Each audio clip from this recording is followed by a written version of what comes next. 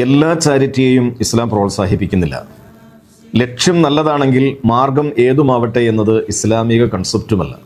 6-ാം നൂറ്റാണ്ടിൽ അറബികളുടെ ഇടയിൽ നിലനിന്നിരുന്ന മൈസർ എന്ന് പറയുന്ന ചൂതാട്ടം യഥാർത്ഥത്തിൽ സാധുക്കളായ ആളുകളെ സഹായിക്കാൻ വേണ്ടിയായിരുന്നു.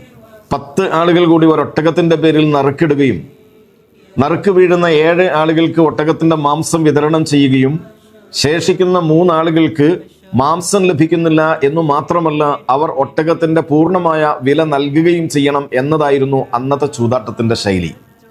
യഥാർത്ഥത്തിൽ ഈ മാംസം അവർ ഉപയോഗിച്ചിരുന്നത് സാധുക്കളായ ആളുകൾക്ക് ഭക്ഷണം കൊടുക്കാനായിരുന്നെങ്കിൽ പോലും പരിശുദ്ധ ഇസ്ലാം മദ്യം ഹറാമാണ് എന്ന് പറഞ്ഞ അതേ ആയത്തിൽ തന്നെ വൽ മൈസിർ എന്ന് പറഞ്ഞ് ചൂതാട്ടത്തെയും നിരോധിക്കുകയാണ് ചെയ്തത്.